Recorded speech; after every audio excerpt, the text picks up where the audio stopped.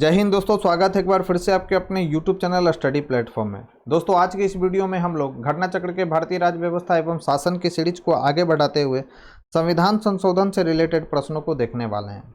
ये जो है दोस्तों हमारा वीडियो घटना चक्र के इंडियन पॉलिटी का हमारा लास्ट वीडियो है दोस्तों।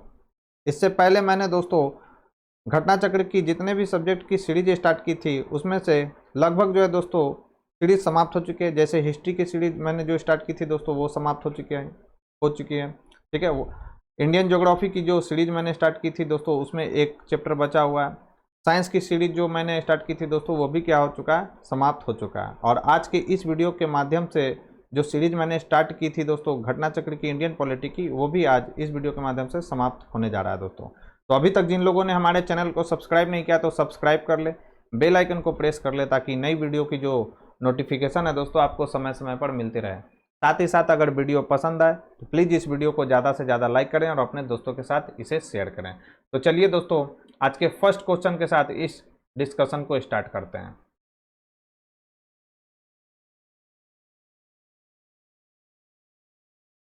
तो फर्स्ट हमारा क्वेश्चन है दोस्तों,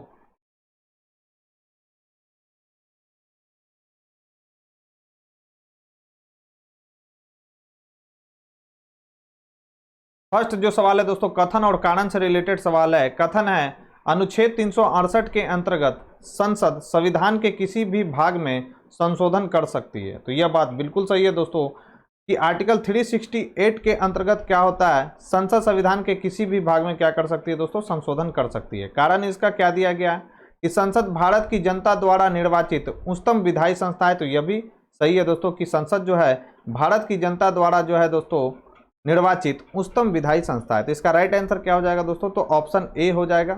ठीक है, समझ में आ रहा है। तो राइट आंसर इसका क्या हो जाएगा दोस्तों, ऑप्शन ए। और आर जो है दोस्तों ए की क्या कर रहा है, सही व्याख्या भी कर रहा है। तो राइट आंसर हो जाएगा ऑप्शन ए। अब इंपॉर्टेंट फैक्ट्स क्या है दोस्तों, तो इंपॉर्टेंट फैक्ट डिस्कस कर लेते हैं। तो दोस्तों आपको ध्यान में रखना है क्या कि अनुच्छेद 368 के अनुसार इस संविधान में किसी बात के होते हुए भी संसद अपनी संवैधानिक शक्ति का प्रयोग करते हुए इस संविधान के किसी उपबंध का परिवर्तन या निरसन के रूप में संशोधन इस अनुच्छेद में अधिकथित प्रक्रिया के अनुसार कर सकेगी। संसद भारत की जनता द्वारा निर्वाचित उच्चतम विधायी संस्था है। इस कारण संविधान में संशोधन का यह अधिकार संसद को प्राप्त है। अतः कथन और कारण दोनों सही हैं तथा कारण जो है दोस्तों कथन की सही व्याख्या भी कर रहा है। नेक्स्ट क्वेश्चन है दोस्तों हमारा, निम्न विधेयकों में से किस एक का भारतीय संसद के दोनों सदनों द्वारा अलग अलग विशेष बहुमत से पारित होना आवश्यक है। तो वो कौन सा है दोस्तों, कौन सा विधेयक है, तो वह है दोस्तों संविधान संशोधन विधेयक। राइट आंसर हो जाएगा ऑप्शन डी। ठीक है, बढ़ते हैं अपने नेक्स्ट इसके इंपॉर्टेंट फैक्ट्स की तरफ। तो संसद की संविधान संशोधन की शक्ति और उसके लिए प्रक्रिया संविधान के अनुच्छेद 368 में वर्णित है। अनुच्छेद 368 के अनुसार संविधान संशोधन विधेयक का भारतीय संसद के दोनों सदनों द्वारा अलग अलग विशेष बहुमत से पारित होना आवश्यक है।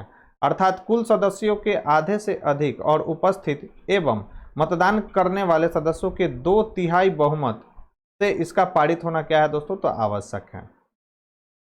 नेक्स्ट है भारतीय संविधान में किस अनुच्छेद के प्रावधानों के अंतर्गत संशोधन किया जा सकता है। तो याद रखना है दोस्तों आर्टिकल 368 के प्रावधानों के अंतर्गत क्या किया जाता है दोस्तों, संविधान में संशोधन किया जा सकता है। तो राइट आंसर हो जाएगा क्या, तो ऑप्शन ए।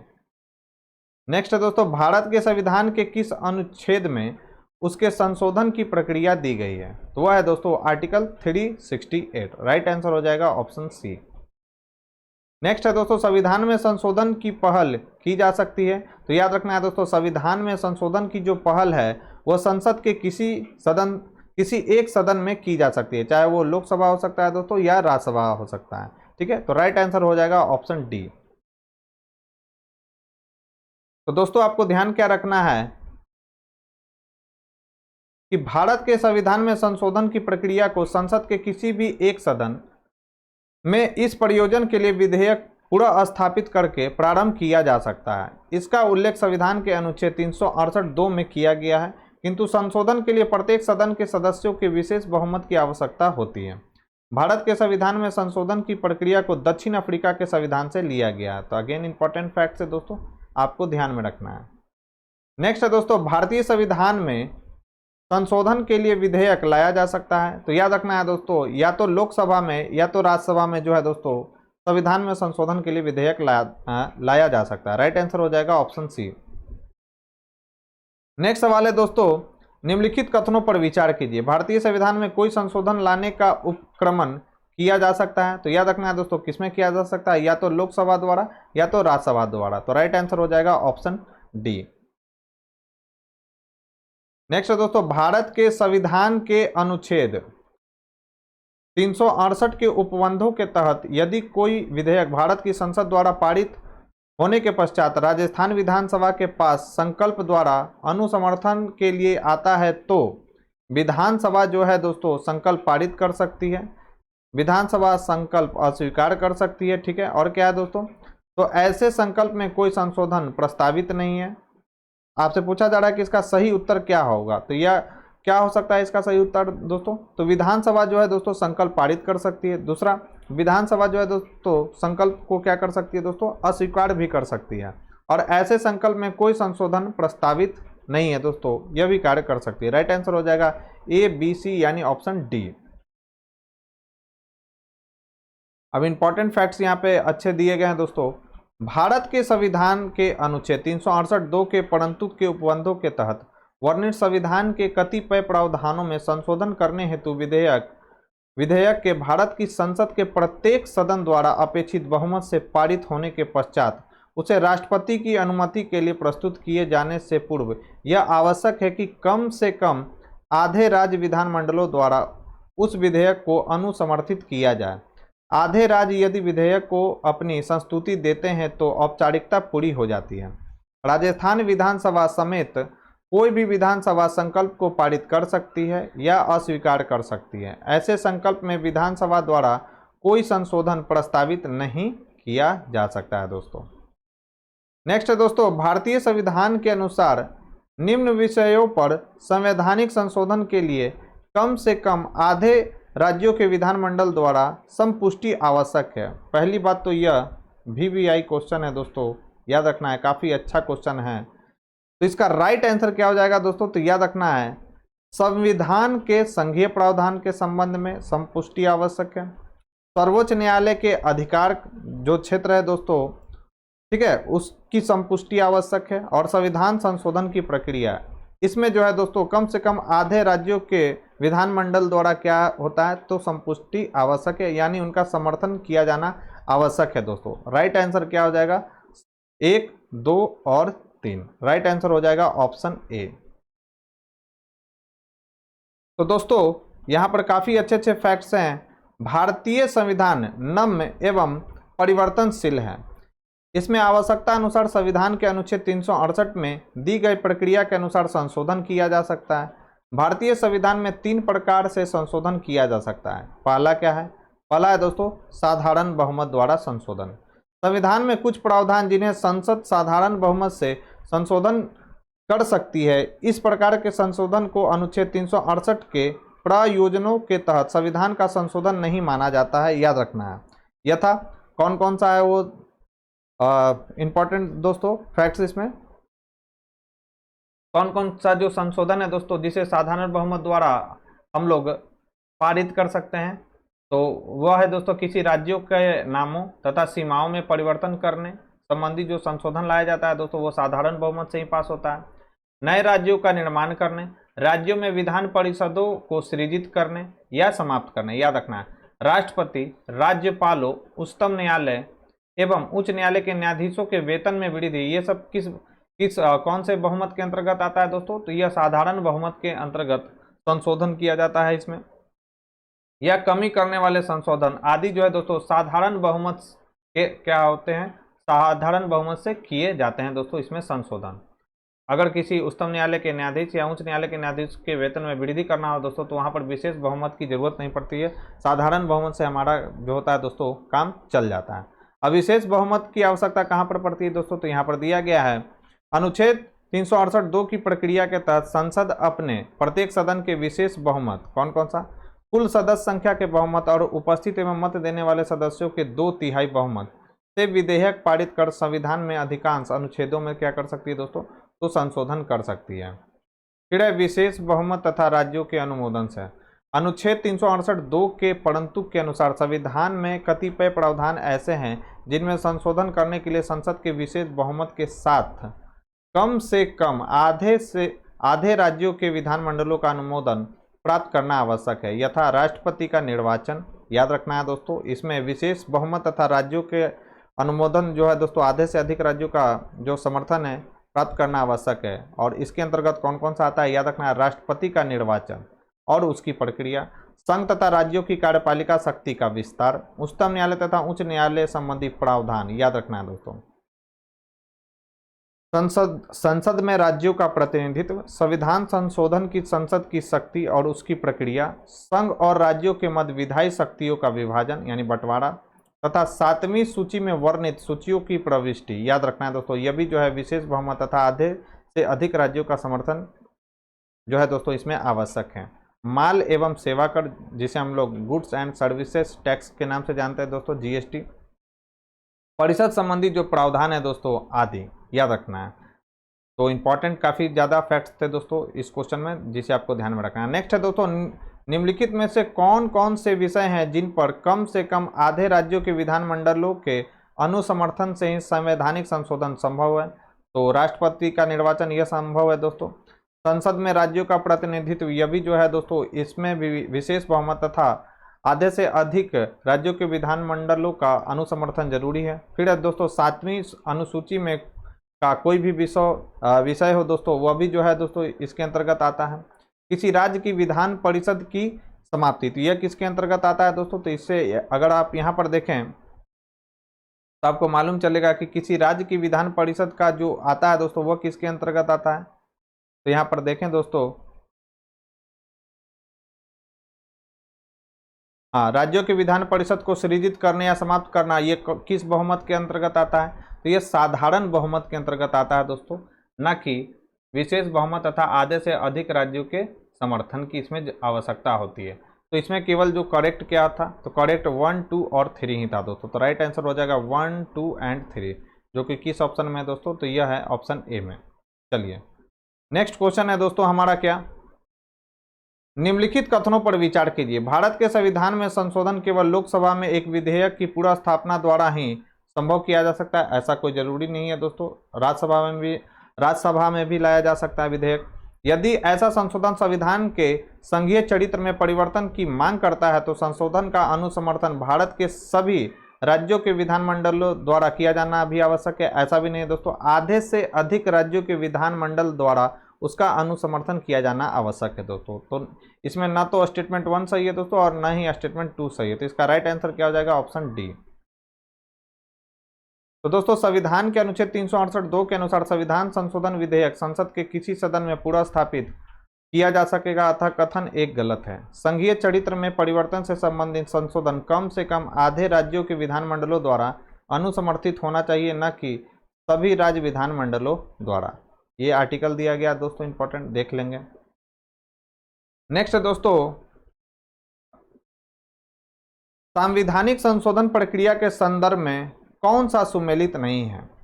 केंद्र और राज्य की कार्यपालिका शक्ति का विस्तार, सर्वोच्च और उच्च न्यायालय, राष्ट्रपति का निर्वाचन, राष्ट्रपति की योग्यता, राष्ट्रपति की पद की शर्तें, राष्ट्रपति का कार्यकाल, और क्या है दोस्तों, केंद्र एवं राज्यों के मध्य विधायी शक्तियों का बंटवारा, संसद में राज्यों का प्रतिनिधित्व। ठीक है, आपको मैच कर कर क्या दिखाना है, तो इसमें आपको बताना है दोस्तों क्या कि संवैधानिक, फिर से देख लेते हैं, संवैधानिक संशोधन प्रक्रिया के संदर्भ में कौन सा सुमेलित नहीं है, कौन सा सुमेलित आपसे नहीं पूछा जाए। तो राष्ट्रपति की योग्यता जो है दोस्तों मेरे हिसाब से तो ये नहीं होना चाहिए। आंसर इसका दे रहा है क्या दोस्तों, ई, यानी 6, 7 और 8, 6, 7, 8 जो है दोस्तों इसका जो है वो गलत है। ठीक है, 6 क्या है दोस्तों हमारा, सॉरी मैंने 4 सही है दोस्तों, राष्ट्रपति की योग्यता है। 6 है इसका राष्ट्रपति का कार्यकाल, यह जो है दोस्तों संवैधानिक संशोधन के अंतर्गत नहीं है। केंद्र एवं राज्यों के मध्य विधायी शक्ति का बंटवारा और संसद में राज्यों का जो प्रतिनिधित्व है दोस्तों वह संवैधानिक, यहाँ पर दिया गया है क्या, संवैधानिक संशोधन प्रक्रिया के अंतर्गत नहीं आता है दोस्तों, याद रखना है। जबकि याद रखना है दोस्तों, केंद्र और राज्यों की कार्यपालिका शक्ति का विस्तार, यह भी आता है संवैधानिक संशोधन प्रक्रिया के अंतर्गत। सर्वोच्च और उच्च न्यायालय भी जो है दोस्तों संवैधानिक संशोधन प्रक्रिया के अंतर्गत आता है। राष्ट्रपति का निर्वाचन, राष्ट्रपति की योग्यता, राष्ट्रपति के पद की शर्तें, यह भी जो आता है दोस्तों संवैधानिक संशोधन के अंतर्गत। माफ कीजिएगा दोस्तों, मैंने राष्ट्रपति की योग्यता को नहीं बता दिया था, सॉरी इसके लिए। ठीक है, कौन नहीं आता है आपसे ये पूछा जा रहा था, तो राइट आंसर हो जाएगा राष्ट्रपति का कार्यकाल, केंद्र एवं राज्यों के मध्य विधायी शक्तियों का बंटवारा और संसद में राज्यों का प्रतिनिधित्व, यह संवैधानिक संशोधन के अंतर्गत नहीं आता है। ठीक है, तो राष्ट्रपति की योग्यता, राष्ट्रपति के पद की शर्तें और राष्ट्रपति के कार्यकाल जैसे विषय विशेष संवैधानिक संशोधन प्रक्रिया के अंतर्गत नहीं आते हैं। इनमें कोई भी परिवर्तन संसद के द्वारा बगैर राज्यों के अनुसमर्थन से किया जा सकता है। नेक्स्ट क्वेश्चन है दोस्तों, उस स्थिति में जबकि लोकसभा द्वारा पारित किसी संविधान संशोधन विधेयक को उच्च सदन ने अस्वीकार कर दिया हो, तब क्या होगा दोस्तों? ये यूपी पीसीएस मेंस में होगा। तो विधेयक जो है दोस्तों अंतिम रूप से क्या हो जाएगा? समाप्त हो जाएगा। याद रखना है, इसका राइट आंसर क्या हो जाएगा दोस्तों? तो इसका राइट आंसर हो जाएगा विधेयक अंतिम रूप से क्या हो जाएगा? समाप्त हो जाएगा। कब? जब लोकसभा द्वारा पारित किसी संविधान संशोधन विधेयक को उस सदन ने क्या कर दिया हो दोस्तों? अस्वीकार कर दिया हो। तो दोस्तों संविधान संशोधन विधेयक संसद के दोनों सदनों द्वारा अलग अलग विशेष बहुमत से स्वीकृत किया जाना आवश्यक है। किसी एक सदन द्वारा पारित होने तथा फिर दूसरे सदन द्वारा अस्वीकृत होने तथा अर्थात दोनों सदनों में असहमति की स्थिति में विधेयक अंतिम रूप से समाप्त हो जाएगा, क्योंकि संविधान संशोधन के प्रस्ताव पर विचार करने के लिए संसद के दोनों सदनों की संयुक्त बैठक की संविधान में कोई व्यवस्था नहीं है। दोस्तों याद रखना है, संविधान संशोधन विधेयक पर जो है दोस्तों दोनों सदनों के बीच अगर गतिरोध उत्पन्न हो जाता है संविधान संशोधन से संबंधित किसी विषय पर, तो संयुक्त बैठक की व्यवस्था संविधान में नहीं किया गया है। दोस्तों याद रखना है, ज्वाइंट कमीशन आपने पढ़ा होगा किस आर्टिकल के तहत है? तो 108 के तहत इसकी व्यवस्था नहीं की गई है दोस्तों। चलिए बढ़ते हैं अपने नेक्स्ट क्वेश्चन की ओर, काफी इंपॉर्टेंट फैक्ट था ये। नेक्स्ट है संविधान संशोधनों से संबंधित निम्नलिखित कथनों पर विचार कीजिए। पहला है अनुच्छेद 368 में संविधान संशोधन की 2 विधियों का उल्लेख है।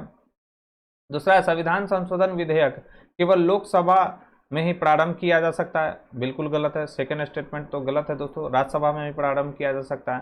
संविधान संशोधन विधेयक पर संसद के दोनों सदनों के बीच विवाद की दशा में दोनों सदनों की संयुक्त बैठक आहूत की जा सकती है, यह भी गलत है दोस्तों। अभी हम लोगों ने देखा था क्या कि संविधान संशोधन विधेयक पर जो है दोस्तों संसद के दोनों सदनों के बीच विवाद की दशा में क्या होता है? संयुक्त बैठक की अध्यक्षता, संयुक्त बैठक नहीं बुलाया जा सकता है दोस्तों, तो यह भी गलत हो गया। फिर क्या है? 2, 3 तो गलत हो गया। फिर क्या? राष्ट्रपति संविधान संशोधन विधेयक पर निषेधाधिकार का प्रयोग नहीं कर सकता है, तो यह सही है दोस्तों। संविधान संशोधन विधेयक पर जो है राष्ट्रपति निषेधाधिकार का प्रयोग नहीं कर सकता है। और स्टेटमेंट 1 भी हम लोग परफेक्ट ही हैं दोस्तों। क्यों? क्योंकि अनुच्छेद 368 में संविधान संशोधन की 2 ही विधियां दी गई है, एक विशेष बहुमत और एक, याद कीजिए कौन सा है दोस्तों? तो विशेष बहुमत तथा आधे से अधिक राज्यों का अनुसमर्थन आवश्यक है उसमें। ठीक है, तो इसका जो राइट आंसर हो जाएगा वो क्या हो जाएगा दोस्तों? तो इसका राइट आंसर हो जाएगा केवल बी। इंपॉर्टेंट फैक्ट्स देखते हैं दोस्तों। तो दोस्तों संविधान के अनुच्छेद 368(2) के तहत संविधान संशोधन की 2 विधियां दी गई है। कौन कौन सी? पहला है प्रत्येक सदन की कुल सदस्य संख्या के बहुमत, याद रखना है, तथा उपस्थित और मत देने वाले सदस्यों के कम से कम 2/3 बहुमत द्वारा। और दूसरा, इस प्रकार पारित संशोधन विधेयक के कम से कम आधे राज्य विधान मंडलों के अनुसमर्थन द्वारा, जैसा कि मैंने आपको बताया था। संविधान संशोधन विधेयक संसद के किसी भी सदन में प्रारंभ किया जा सकता है। दोनों सदनों में विवाद की स्थिति में संयुक्त बैठक का प्रावधान संविधान संशोधन विधेयक के संबंध में नहीं है। साथ ही संविधान संशोधन विधेयक पर राष्ट्रपति को अनुमति देनी होगी, उसे निषेधाधिकार प्राप्त नहीं है दोस्तों, याद रखना है। नेक्स्ट है संविधान संशोधन करने के विधेयक को वीटो करने की राष्ट्रपति की शक्ति, सहमति देनी होगी शब्द से स्थानापन्न करके, यानी स्थानापन्न करके कहने का मतलब दोस्तों कह सकते हैं ट्रांसफर करके, किस संशोधन द्वारा छीन ली गई? तो यह छीन लिया गया था दोस्तों 24वां संशोधन द्वारा। राइट आंसर हो जाएगा सी। काफी इंपॉर्टेंट सवाल है दोस्तों, याद रखेंगे। तो दोस्तों याद रखना है आपको क्या कि संविधान यानी 24वां संशोधन अधिनियम 1971 द्वारा अनुच्छेद 368 के खंड 2 में संशोधन करके संसद के दोनों सदनों द्वारा पारित संविधान संशोधन विधेयक को वीटो कर सकने की राष्ट्रपति की शक्ति को क्या कर लिया गया था दोस्तों, छीन लिया गया था, यानी स्थानापन्न कर लिया गया था। इसका अर्थ यही है कि छीन लिया गया था। अनुच्छेद 368 के अनुसार इस संविधान के संशोधन का आरंभ संसद के किसी सदन में इस प्रयोजन के लिए विधेयक पूरा स्थापित करके ही किया जा सकेगा, और जब वह विधेयक प्रत्येक सदन में उस सदन की कुल सदस्य संख्या के बहुमत द्वारा तथा उस सदन के उपस्थित और मत देने वाले सदस्यों के कम से कम 2/3 बहुमत द्वारा पारित कर दिया जाता है, तब वह राष्ट्रपति के समक्ष प्रस्तुत किया जाएगा, जो विधेयक को अपनी अनुमति देगा, और तब संविधान उस विधेयक के निबंधनों के अनुसार संशोधित हो जाएगा। परंतु कतिपय मामलों में विधेयक को राष्ट्रपति के समक्ष प्रस्तुत करने से पूर्व कम से कम आधे राज्यों के विधानमंडल द्वारा पारित इस आशय के संकल्पों द्वारा उन विधानमंडलों का क्या चाहिए दोस्तों, तो अनुसमर्थन भी अपेक्षित होगा। नेक्स्ट है, भारत के संविधान के अनुच्छेद 368 के संबंध में कौन सा कथन जो है दोस्तों सही है। 24वें संविधान संशोधन अधिनियम 1971 के द्वारा अनुच्छेद 368 संशोधित किया गया। ठीक है, फिर है क्या दोस्तों, 101वें संविधान संशोधन अधिनियम 2016 के द्वारा अनुच्छेद 368 संशोधित किया गया। दोनों सही है दोस्तों, दोनों के दोनों स्टेटमेंट यहाँ पर दिए जो गए हैं दोस्तों सही है कि 24वें संविधान संशोधन अधिनियम 1971 के द्वारा अनुच्छेद 368 संशोधित किया गया था, बिल्कुल सही है। और 101वें संविधान संशोधन अधिनियम द्वारा 2016 के द्वारा अनुच्छेद 368 में भी संशोधित किया गया था, बिल्कुल सही। राइट आंसर हो जाएगा सी। तो दोस्तों 24वें संविधान संशोधन अधिनियम 1971 के द्वारा भाग 20 के संविधान के संशोधन संबंधी अनुच्छेद 368 में संविधान में संशोधन करने की प्रक्रिया के साथ संविधान का संशोधन करने की संसद की शक्ति जोड़ी गई तथा राष्ट्रपति को संसद द्वारा पारित संविधान संशोधन विधेयक पर स्वीकृति देने हेतु क्या कर दिया गया दोस्तों, तो बाद बनाया गया।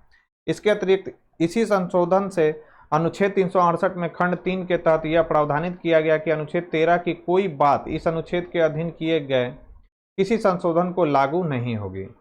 नेक्स्ट है, 101 संविधान संशोधन अधिनियम 2016 द्वारा अनुच्छेद 368 के खंड 2 के परंतु के भाग क के अनुच्छेदों में अनुच्छेद 279 क को शामिल कर माल और सेवा कर, जिसे हम लोग गुड्स एंड सर्विसेज टैक्स के नाम से जानते हैं, जीएसटी के नाम से जानते हैं, परिषद संबंधी संवैधानिक प्रावधान में संशोधन हेतु कम से कम आधे राज्यों के विधानमंडलों का अनुसमर्थन भी अपेक्षित किया गया। नेक्स्ट है, भारतीय संविधान के लिए प्रथम संशोधन विधेयक लाया गया। अमेंडमेंट बिल कब लाया गया था, सभी को मालूम होगा 1951 ईस्वी में जो है दोस्तों 1951 में क्या किया गया था, प्रथम संशोधन विधेयक लाया गया था। अब देखिए दोस्तों इंपॉर्टेंट काफी ज्यादा यहाँ पे फैक्ट्स हैं। भारतीय संविधान के लिए प्रथम संशोधन विधेयक 10 मई 1951 को संसद में प्रस्तुत किया गया था तथा यह पारित होकर जून 1951 में अधिनियमित हुआ था। प्रथम संविधान संशोधन अधिनियम 1951 द्वारा अनुच्छेद 15, 19, 85, 87, 174, 176, 341, 342, 372, 376 में संशोधन किया गया तथा 2 नए अनुच्छेद कौन कौन सा जोड़ा गया दोस्तों, याद रखना है 31 क एवं 31 ख और 9वीं अनुसूची को संविधान में जोड़ा गया। अगेन इंपॉर्टेंट फैक्ट्स है ये सभी के सभी, जिसे आपको ध्यान में रखना है। नेक्स्ट क्वेश्चन है, संविधान का प्रथम संशोधन जो वर्ष 1951 में पारित हुआ निम्न में से किससे संबंधित था, तो याद रखना है दोस्तों कुछ राज्यों में किए गए कृषि व कृषि भूमि संबंधी सुधारों के संरक्षण से संबंधित था दोस्तों 1951 में जो संशोधन किया गया था प्रथम। तो दोस्तों भारतीय संविधान के प्रथम संशोधन 1951 द्वारा संविधान में 2 अनुच्छेद कौन कौन सा 31 क एवं 31 ख तथा 9वीं अनुसूची को शामिल किया गया था ताकि कुछ राज्यों में कृषि एवं कृषि भूमि संबंधी सुधारों के संरक्षण हेतु बनाए गए भूमि सुधार कानूनों को चुनौती न दी जा सके दोस्तों। नेक्स्ट है, भारतीय संविधान में 9वीं अनुसूची परिवर्तित हुई, तो याद रखना है दोस्तों प्रथम संविधान संशोधन 1900 कब दोस्तों, तो 1951 द्वारा, याद रखना है। नेक्स्ट है, भारत के उच्चतम न्यायालय के न्यायाधीश की आयु ऐसे प्राधिकार द्वारा और ऐसी रीति से अवधारित की जाएगी जिसका संसद विधि द्वारा उपबंध करे अंतः स्थापित किया जाएगा। तो यह अंतः स्थापित किया गया, कब किया गया था दोस्तों, तो याद रखना है 15वें संविधान संशोधन द्वारा यह अंतः स्थापित किया गया था। राइट आंसर हो जाएगा ऑप्शन ए। इंपॉर्टेंट फैक्ट्स देखते हैं। तो दोस्तों 15वें संविधान संशोधन 1963 के द्वारा अंतः स्थापित अनुच्छेद 124(2)(1) के तहत प्रावधान किया गया कि भारत के उच्चतम न्यायालय के न्यायाधीश की आयु ऐसे प्राधिकारी द्वारा और ऐसी रीति से अवधारित की जाएगी जिसका संसद विधि द्वारा क्या कर सके दोस्तों, तो उपबंध कर सके। नेक्स्ट है भारतीय रियासतों के शासकों के विषय विशेष अधिकारों और प्रिवी पर्सों की समाप्ति कब की गई, तो यह की गई थी दोस्तों 1971 ईस्वी में। इंपॉर्टेंट सवाल है दोस्तों, ध्यान में रखना है आपको। तो इंदिरा गांधी के प्रधानमंत्रित्व काल में वर्ष 1971 में अधिनियमित 26वें संविधान संशोधन अधिनियम द्वारा संविधान में अनुच्छेद 363 का कौन कौन सा देशी राज्यों के शासकों को दी गई मान्यता की समाप्ति और प्रिवी पर्सों का अंत स्थापित कर तथा अनुच्छेद 291 शासकों के प्रिवी पर्सों की राशि एवं अनुच्छेद 362 देशी राज्यों के शासकों के अधिकार और विशेषाधिकार का निरसन कर भारतीय रियासतों के शासकों के विशेष अधिकारों और प्रिवी पर्सों की क्या कर दी गई दोस्तों, तो समाप्ति की गई। नेक्स्ट है दोस्तों, निम्नांकित संवैधानिक संशोधन को सुमेलित कीजिए। तो सबसे पहला है दोस्तों 13वां संशोधन, 18वां, 39वां संशोधन। तो दोस्तों मुझे इसमें से कौन सा मालूम है, 52वां संशोधन मालूम है दोस्तों। यह किससे संबंधित था, दल बदल अधिनियम से संबंधित था। तो अब मैच करा कर देखते हैं कि 4 का बी किस में है। तो इसमें दो ऑप्शन में जो है दोस्तों 4 का बी है, तो या तो ए होगा, इसका राइट आंसर है दोस्तों डी। अब देखते हैं इंपॉर्टेंट फैक्ट्स। तो याद रखना है दोस्तों 13वां जो संशोधन था वह नागालैंड से था।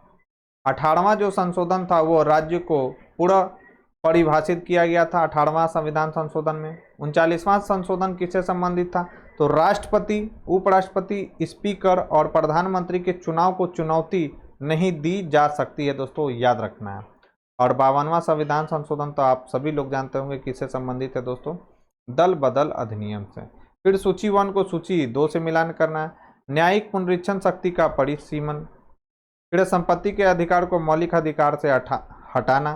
तो सभी को मालूम होगा दोस्तों कि संपत्ति के अधिकार को मौलिक अधिकार से कब हटाया गया, 44वां संविधान संशोधन अधिनियम के द्वारा हटाया गया था, कब, 1978 के द्वारा। फिर मताधिकार की आयु जो है दोस्तों 21 वर्ष से 18 वर्ष घटाकर कर दिया गया था, कब, तो याद कीजिए 61वां संविधान संशोधन अधिनियम के द्वारा किया गया था। फिर उद्देशिका में पंथ निरपेक्ष शब्द जोड़ा गया था, तो ये जोड़ा गया था 42वें संविधान संशोधन अधिनियम के द्वारा। और न्यायिक पुनरीक्षण शक्ति का परिसीमन कब किया गया था, तो यह किया गया था 38वां संविधान संशोधन के द्वारा। तो राइट आंसर क्या हो जाएगा, ए का तो 3 हो जाएगा दोस्तों, बी का हो जाएगा क्या दोस्तों, तो बी का हो जाएगा 4, सी का कितना हो जाएगा, सी का हो जाएगा दोस्तों 1 और डी का कितना हो जाएगा 2। इस क्वेश्चन का राइट आंसर हो जाएगा दोस्तों 3 4 1 2। 3 4 1 2 एक ही ऑप्शन में है और वो ऑप्शन है ऑप्शन सी।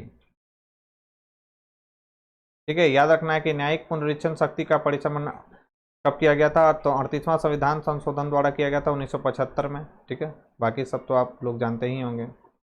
फिर सूची 1 को सूची 2 से मिलान करना है।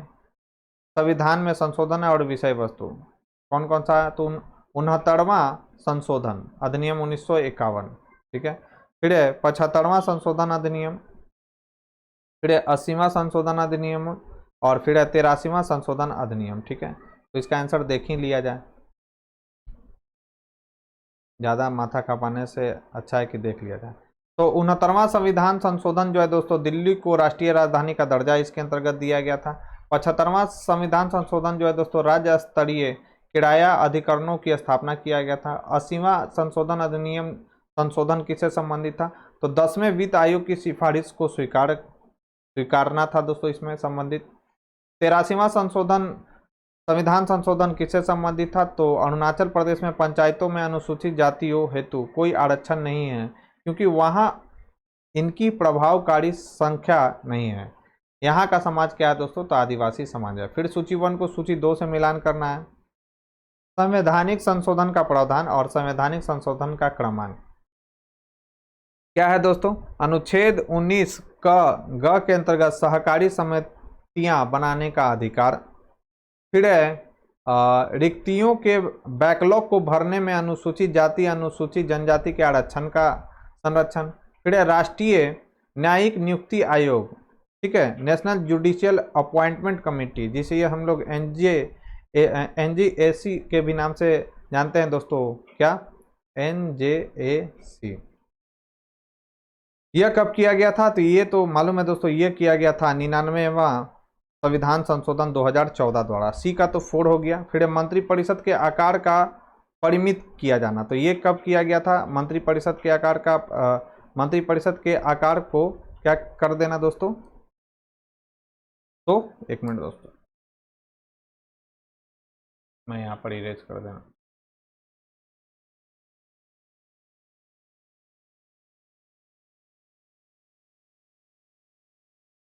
चलिए, हाँ, तो कहाँ पर थे दोस्तों? मंत्रिपरिषद के आकार को परिमित किया जाना। तो मुझे इसमें मालूम है दोस्तों कि राष्ट्रीय न्यायिक नियुक्ति आयोग का निर्माण कब किया गया था? तो ये यानी नेशनल जुडिशियल अपॉइंटमेंट कमेटी का कब किया गया था? इसे किया गया था दोस्तों 99वां संशोधन 2014 द्वारा। डी का 4 होगा। डी का 4 किस में है? तो डी का 4 एक ही ऑप्शन में दोस्तों, बाकी को देखना भी नहीं है। इसका राइट आंसर हो जाएगा डी, ऑप्शन डी इसका आंसर है, ठीक है। चलिए, एक ही ऑप्शन से ये पूरा क्लियर हो गया दोस्तों, ठीक है। अच्छा, सॉरी, यहाँ पे डी का, सॉरी, सी का 4 था ना दोस्तों, सी का 4 दो में है। सॉरी, एक मिनट, थोड़ा सुधार कर लीजिए। सॉरी दोस्तों, मैं कुछ ज़्यादा ही एक्साइटेड हो गया। सी का 4 दो में है दोस्तों। इसका राइट आंसर क्या हो जाएगा? Option C. देखिए, सी का 4 यहाँ पर क्या है, दो में है, एक यहाँ पर भी है और एक यहाँ पर। मैं डी का 4 समझ के इसको टिक आउट कर दिया। सी का 4 था, सही मैंने टिक लगाया था, लेकिन बोल मैं गलत रहा था। चलिए, तो कौन कौन सा है दोस्तों, एक एक कर देखते हैं। तो अनुच्छेद 19(1) ग के अंतर्गत सहकारी समितियां बनाने का अधिकार, रिक्तियों के बैकलॉग को भरने में अनुसूचित जाति अनुसूचित जनजाति के आरक्षण का संरक्षण, ठीक है, कब ये किया गया था? अनुच्छेद 19(1) ग के अंतर्गत सहकारी समितियों के बनने का अधिकार, तो यह किया गया था 97वां संविधान संशोधन 2011 द्वारा। रिक्तियों के बैकलॉग को भरने में अनुसूचित जाति एवं अनुसूचित जनजाति के आरक्षण का संरक्षण कब लाया गया था? 81वां संशोधन द्वारा लाया गया था 2000 में। राष्ट्रीय न्यायिक नियुक्ति आयोग, जिसे हम लोग नेशनल जुडिशियल अपॉइंटमेंट कमेटी कहते हैं, तो इसे किया गया था 99वां संशोधन 2014 द्वारा। और मंत्रिपरिषद के आकार को परिमित किया गया था कितना दोस्तों? तो 91वें संविधान संशोधन यानी 91 कॉन्स्टिट्यूशन अमेंडमेंट 2003 के द्वारा, याद रखना है दोस्तों। और कितना बताया गया था आकार?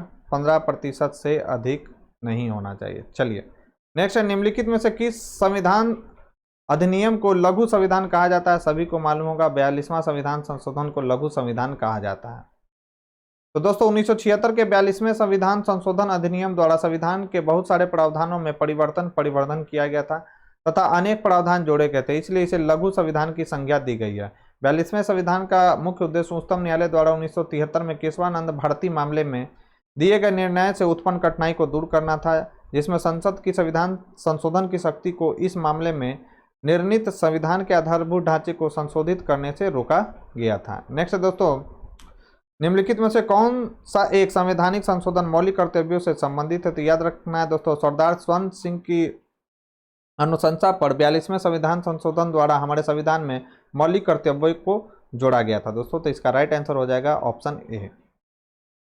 तो भारतीय संविधान में मौलिक कर्तव्यों का समावेश जो है दोस्तों 42वें संवैधानिक संशोधन अधिनियम 1976 द्वारा स्वर्ण सिंह समिति की सिफारिश पर किया गया। इनका वर्णन भारतीय संविधान के भाग 4 क के अंतर्गत अनुच्छेद 51 क में किया गया। आरंभ में मौलिक कर्तव्यों की संख्या कितनी थी? 10 थी, किंतु वर्तमान में क्या किया गया? 86वें संविधान संशोधन 2002 से इनकी संख्या कितना हो गया दोस्तों? 11। इन्हें मूलतः सोवियत संघ के संविधान से क्या किया गया दोस्तों? लिया गया। नेक्स्ट, निम्नलिखित कथनों पर विचार कीजिए। कौन सा कथन है दोस्तों? भारत के संविधान के 44वें संशोधन द्वारा लाए गए एक अनुच्छेद ने प्रधानमंत्री के निर्वाचन को न्यायिक पुनरावलोकन के परे कर दिया। भारत के संविधान के 99वें संशोधन को भारत के उच्चतम न्यायालय में अभिखंडित कर दिया, क्योंकि यह न्यायपालिका की स्वतंत्रता का अतिक्रमण कर सकता है। तो यह बिल्कुल सही है दोस्तों। नेशनल जुडिशियल अपॉइंटमेंट कमेटी जो 2014 में लेकर संसद के द्वारा लाया गया था दोस्तों, वह क्या कर रही थी, तो न्यायपालिका की स्वतंत्रता का क्या कर रही थी दोस्तों, अतिक्रमण कर रही थी। ये स्टेटमेंट जो है दोस्तों गलत है, केवल बी इसका जो है राइट आंसर है। 2019 का लेटेस्ट सवाल है ये। तो दोस्तों वर्ष 1975 में 39वें संविधान संशोधन अधिनियम के द्वारा संविधान में अनुच्छेद 329 को जोड़कर राष्ट्रपति, उपराष्ट्रपति, प्रधानमंत्री और लोकसभा के निर्वाचन को न्यायिक पुनरावलोकन से परे कर दिया गया, जिसे 44वें संविधान संशोधन कब हुआ था, 1978 द्वारा निरसित कर दिया गया। अतः कथन एक असत्य है। 99वें संविधान संशोधन अधिनियम 2014 द्वारा उच्चतम न्यायालय एवं उच्च न्यायालयों में न्यायाधीशों की नियुक्ति तथा उच्च न्यायालय के न्यायाधीशों के स्थानांतरण के लिए राष्ट्रीय न्यायिक नियुक्ति आयोग के गठन का प्रावधान किया गया था, जिसे अक्टूबर 2015 में दिए अपने निर्णयों में उच्चतम न्यायालय ने न्यायपालिका की स्वतंत्रता का उल्लंघन मानते हुए असंवैधानिक करार दिया।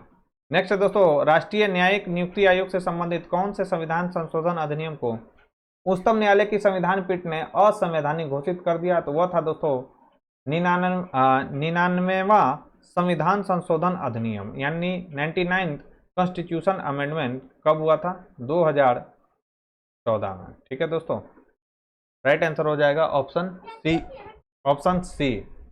ठीक है, चलिए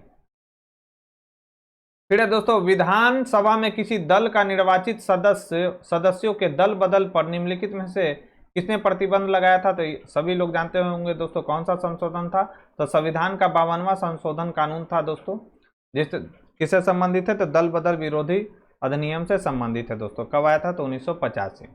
तो संविधान के 52वें संशोधन 1985 के माध्यम से संविधान में 10वीं अनुसूची जोड़कर इसके तहत किसी दल के निर्वाचित सदस्यों के दल बदल पर रोक लगाई गई।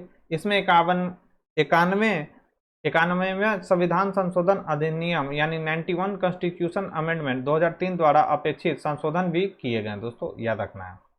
नेक्स्ट है, निम्न संविधान संशोधनों में से किस एक के द्वारा पहली बार संविधान में दल बदल विरोधी प्रावधान किया गया था, वह कौन था दोस्तों, 52 कॉन्स्टिट्यूशन अमेंडमेंट, 52वां संविधान संशोधन अधिनियम।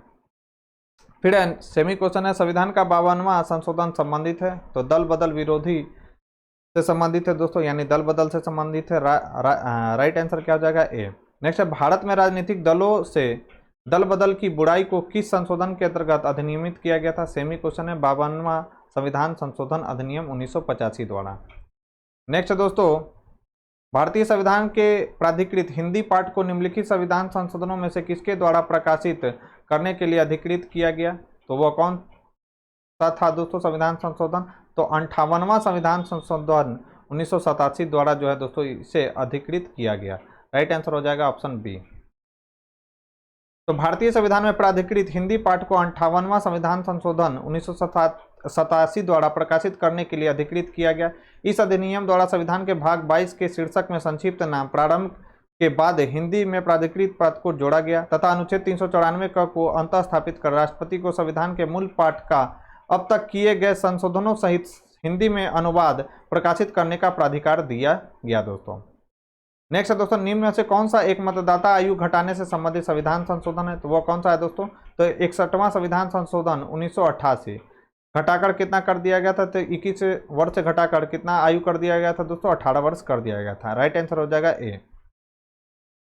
नेक्स्ट है दोस्तों, कौन से संविधान संशोधन अधिनियम द्वारा मतदान की आयु 21 वर्ष से घटाकर 18 वर्ष कर दिया गया था, तो 61वां संविधान संशोधन अधिनियम कब हुआ था, 1988।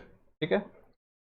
नेक्स्ट है दोस्तों, निम्न संविधान संशोधनों में से किस एक के अंतर्गत दिल्ली नेशनल कैपिटल क्षेत्र घोषित हुआ था, तो याद रखना है दोस्तों 59वां संविधान संशोधन अधिनियम 1991 के द्वारा जो है दोस्तों दिल्ली को नेशनल कैपिटल क्षेत्र घोषित किया गया था। राइट आंसर हो जाएगा ऑप्शन बी। ठीक है, सभी कोई जानते होंगे। और क्या है दोस्तों इसमें, इसे संघ राज्य क्षेत्र की श्रेणी में कायम रखते हुए इसके लिए एक विधानसभा और उसके प्रति उत्तरदायी मंत्रिपरिषद का भी प्रावधान किया गया था दोस्तों। नेक्स्ट है, संविधान भारत के संविधान का निम्नलिखित में से कौन सा एक अनुच्छेद जो है दोस्तों संघ शासित प्रदेश दिल्ली को दिल्ली राष्ट्रीय राजधानी क्षेत्र में सम परिवर्तित करता है, तो वो कौन सा है, 69वां कॉन्स्टिट्यूशन अमेंडमेंट यानी 69वां जो है दोस्तों कॉन्स्टिट्यूशन अमेंडमेंट जो है दोस्तों उसके माध्यम से दिल्ली को राष्ट्रीय राजधानी क्षेत्र का दर्जा दिया गया था। कब हुआ था, तो 1991 में हुआ था दोस्तों, याद रखना है। नेक्स्ट है भारतीय संविधान का 79वां संशोधन संबंधित है, तो यह संबंधित है दोस्तों लोकसभा और राज्यसभा में अनुसूचित जातियों और अनुसूचित जनजातियों के आरक्षण से। इंपॉर्टेंट सवाल है दोस्तों, VVI सवाल है, कर लेंगे इसको कि 79वां जो है दोस्तों संविधान संशोधन किससे संबंधित है, तो लोकसभा और राज्य विधानसभा में अनुसूचित जातियों और अनुसूचित जनजातियों के आरक्षण से। अब इंपॉर्टेंट फैक्ट क्या है, तो 79वां जो है दोस्तों संविधान संशोधन कब हुआ था, 1999 द्वारा अनुच्छेद 334 में संशोधन कर लोकसभा और राज्य विधानसभाओं में अनुसूचित जातियों तथा अनुसूचित जनजातियों के लिए आरक्षण और एंग्लो इंडियंस के मनोनयन की व्यवस्था की अवधि को 10 वर्षों के लिए बढ़ा दिया गया था, जिससे 95 संविधान संशोधन 2009 द्वारा पुनः 10 वर्षों के लिए बढ़ा दिया गया। अब याद रखना है इंपॉर्टेंट फैक्ट्स, संविधान जो है दोस्तों 104 यानी 104th कॉन्स्टिट्यूशन अमेंडमेंट 2019 के द्वारा लोकसभा और राज्यों की विधानसभा में अनुसूचित जाति और अनुसूचित जनजाति के आरक्षण को पुनः 10 वर्षों कब तक के लिए दोस्तों, संविधान के प्रारंभ से 80 वर्ष अर्थात 25 जनवरी 2030 तक के लिए बढ़ाया गया है। तथापि एंग्लो इंडियंस के मनोनयन की व्यवस्था को आगे न बढ़ाते हुए निष्प्रभावी कर दिया गया दोस्तों। याद रखना है कौन सा, तो 104वां संशोधन अधिनियम 2019 द्वारा। नेक्स्ट है दोस्तों अनुसूचित जातियों और अनुसूचित जनजातियों के लिए लोकसभा तथा राज्य विधानसभा में सीटों के आरक्षण का प्रावधान किस संविधान संशोधन में किया गया था, तो वह था दोस्तों 79 कॉन्स्टिट्यूशन अमेंडमेंट के द्वारा। राइट आंसर हो जाएगा दोस्तों डी। संविधान का 93वां जो संशोधन था दोस्तों किससे संबंधित था, याद रखना है 6 से 14 वर्ष के बीच की आयु के बच्चों की निःशुल्क और अनिवार्य शिक्षा से संबंधित था दोस्तों 93 कॉन्स्टिट्यूशन अमेंडमेंट। राइट आंसर हो जाएगा ऑप्शन बी। तो दोस्तों संविधान का जो 93वां संशोधन विधेयक है कब आया था, 2001 में। 6 से 14 वर्ष के बीच की आयु के बच्चों के लिए निःशुल्क और अनिवार्य शिक्षा के प्रावधान के लिए संसद में पेश किया गया था, जो कि अधिनियमित होने के बाद 86वां संविधान संशोधन अधिनियम 2002 के रूप में क्या हुआ था दोस्तों, ये विधेयक था दोस्तों। और अधिनियम कौन सा था, तो 86वां याद रखना जाना जाता है। इसके द्वारा मूल अधिकारों के तहत नए अनुच्छेद कौन सा, तो अनुच्छेद 21 को अंतः स्थापित किया गया तथा राजनीति के निर्देशक तत्वों के तहत अनुच्छेद 45 को प्रतिस्थापित किया गया। और मूल कर्तव्यों में एक नया खंड कौन सा जोड़ा गया, 51 का जोड़ा गया।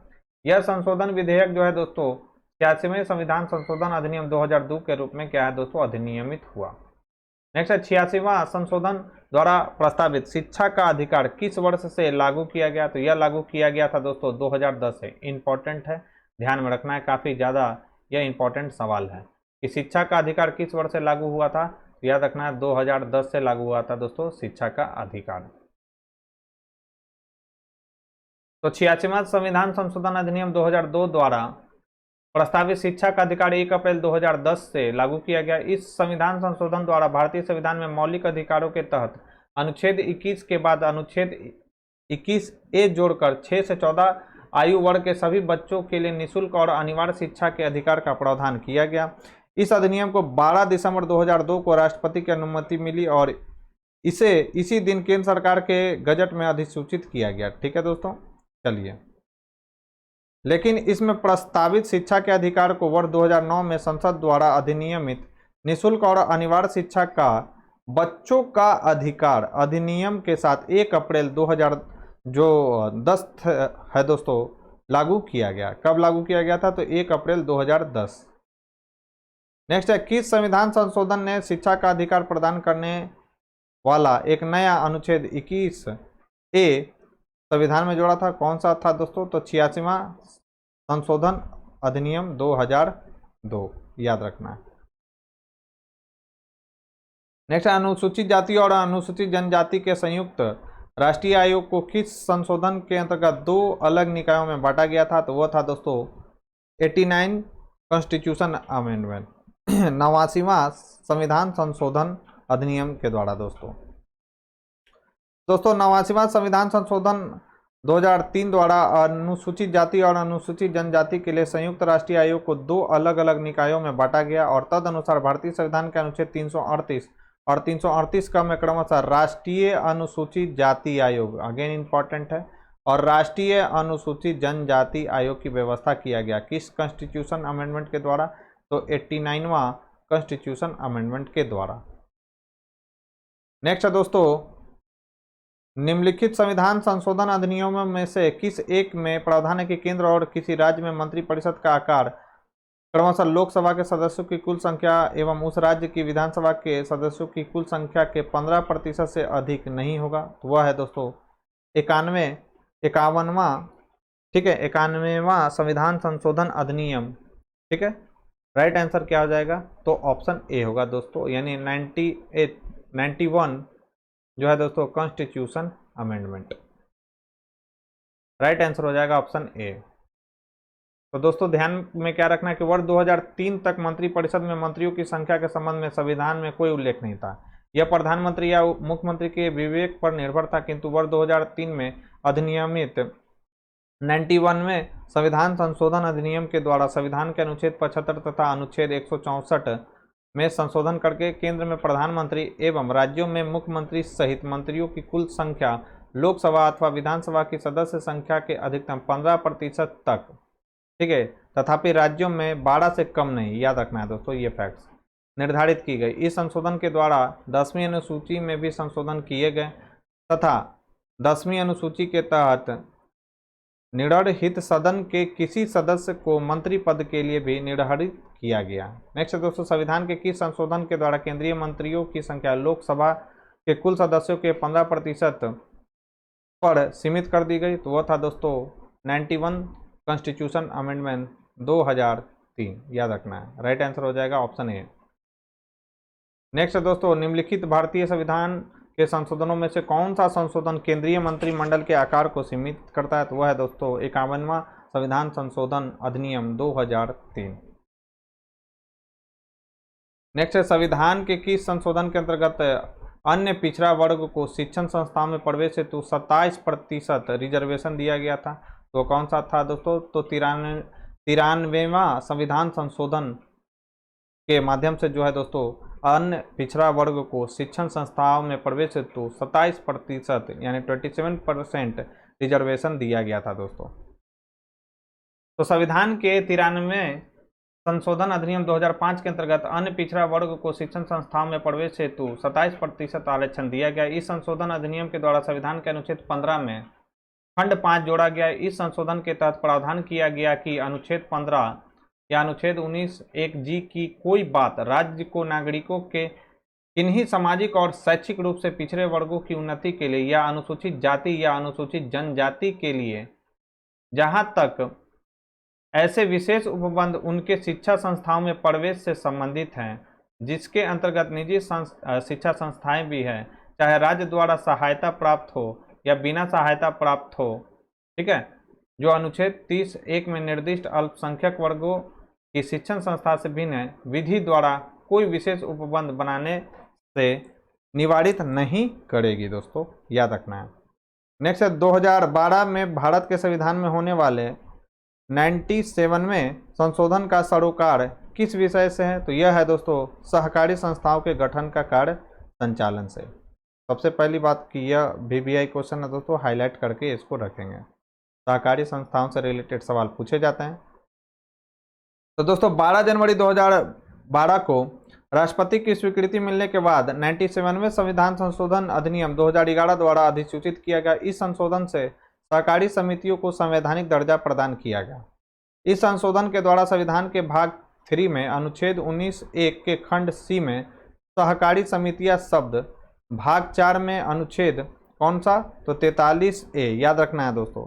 DPSP में कौन सा आर्टिकल है? तो 43A है। के बाद कौन कौन सा जोड़ा गया?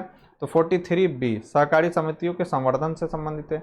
भाग 9A के बाद भाग 9B कहाँ से कहाँ तक? तो 243ZH से 243ZT तक जोड़ा गया, जिसके अंतर्गत सहकारी संस्थाओं को प्रोत्साहित करना तथा सहकारी संस्थाओं का व्यावसायिक प्रबंधन, गठन एवं कार्य संचालित संबंधी प्रावधान शामिल हैं।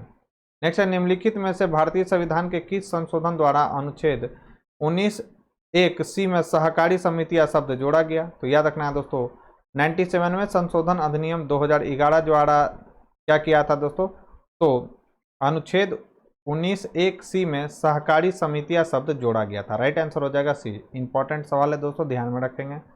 नेक्स्ट है दोस्तों, भारतीय संविधान के अनुच्छेद 243 के अनुसार सहकारी समितियों के निदेशकों की अधिकतम संख्या हो सकती है, तो कितनी हो सकती है दोस्तों? तो 21 यानी 21 हो सकती है। राइट आंसर हो जाएगा ए। तो दोस्तों, भारतीय संविधान के अनुच्छेद 343 के अनुसार सहकारी समिति के बोर्ड में उतनी संख्या में निदेशक होंगे जितने राज्य विधानमंडल द्वारा विधि बनाकर उपबंधित किए जाएं, परंतु सहकारी सोसाइटी के निदेशकों की अधिकतम संख्या 21 से अधिक नहीं होगी। उल्लेखनीय है कि 57 में जो है दोस्तों 97 में संविधान संशोधन अधिनियम 2011 द्वारा संविधान में सहकारी समितियों से संबंधित प्रावधान शामिल किए गए। नेक्स्ट दोस्तों, निम्नलिखित में से कौन सा संविधान संशोधन अधिनियम गुड्स एंड सर्विसेज टैक्स यानी जीएसटी के नाम से जो हम लोग जानते हैं दोस्तों का प्रावधान करता है? सभी को मालूम होगा वो कौन सा है दोस्तों? तो 101वां संविधान संशोधन अधिनियम 2016। तो 101वां संविधान संशोधन अधिनियम 2016 माल और सेवा कर का प्रावधान करता है। इस अधिनियम के विभिन्न प्रावधान सितंबर 2016 में प्रभावी हुए थे। भारत में माल और सेवा कर का जो प्रारंभ हुआ था कब हुआ था? 1 जुलाई 2017 से, याद रखना है। फिर एक तरफ अधिनियम है और संशोधन दिया गया है। पहला है दोस्तों 94th कॉन्स्टिट्यूशन अमेंडमेंट, दूसरा है 95 कॉन्स्टिट्यूशन अमेंडमेंट, फिर 96 कॉन्स्टिट्यूशन अमेंडमेंट और चौथा है 103 यानी 103 कॉन्स्टिट्यूशन अमेंडमेंट 2003। ठीक है, किसमें संशोधन किया गया ये पूछा जा रहा है आपसे, तो चलिए इसका आंसर देखते हैं।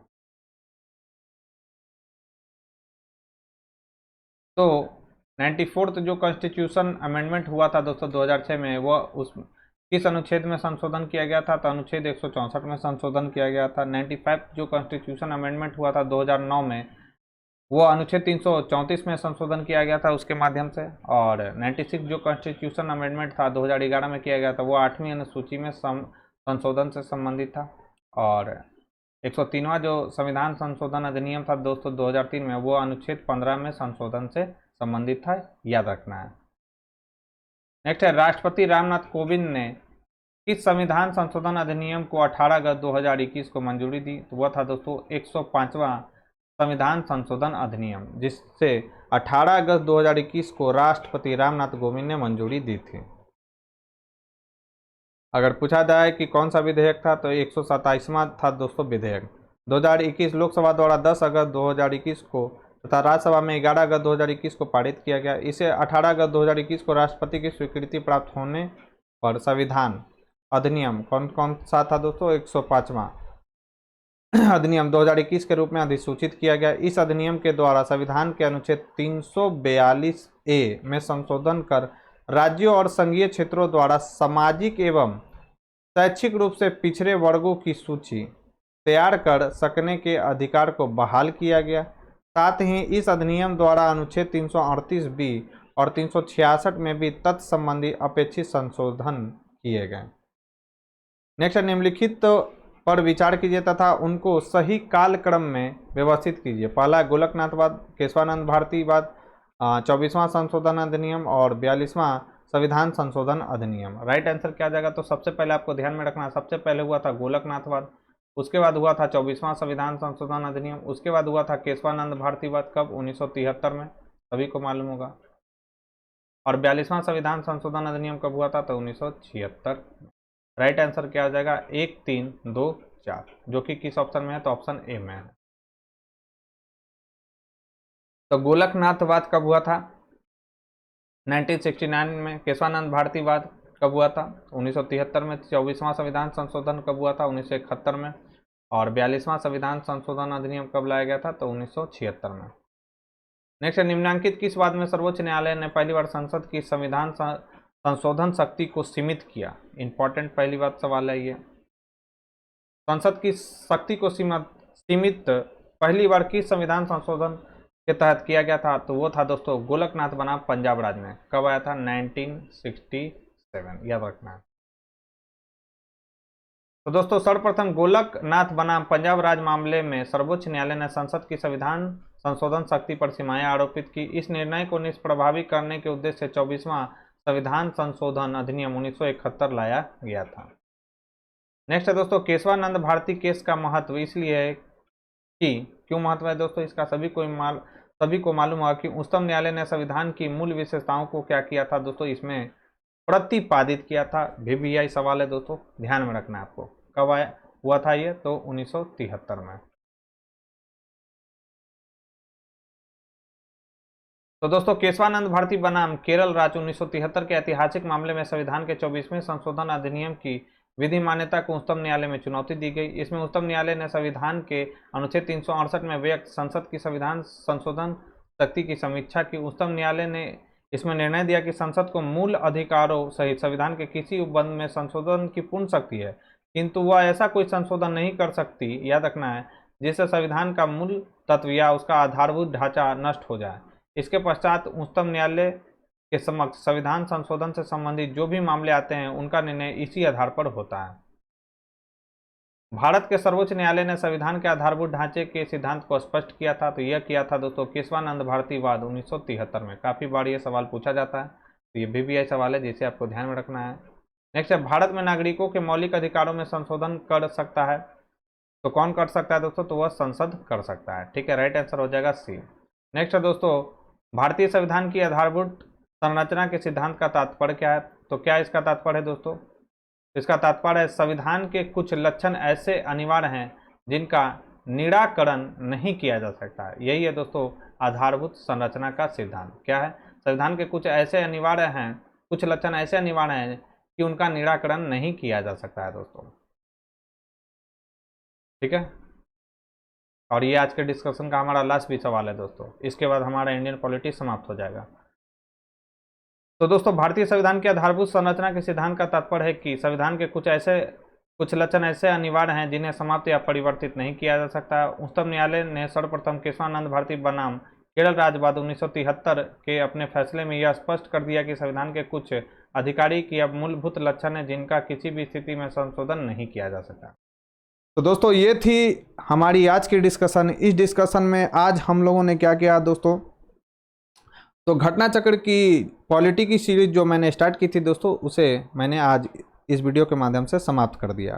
ठीक है दोस्तों, तो पूरी की पूरी जो घटना चक्र की सीरीज है दोस्तों वो प्लेलिस्ट में पड़ी हुई है। तो जिन लोगों ने अभी तक उस सारे वीडियो को नहीं देखा दोस्तों, तो प्लेलिस्ट में जाकर उसे देख लें दोस्तों। तो आज के लिए बस इतना ही दोस्तों, मिलते हैं अपने नेक्स्ट वीडियो में। नेक्स्ट वीडियो में हम लोग दोस्तों विश्व भूगोल की जो सीरीज मैंने हाल ही में स्टार्ट की थी उससे संबंधित प्रश्नों को देखेंगे। तो आज के लिए बस इतना ही दोस्तों, धन्यवाद।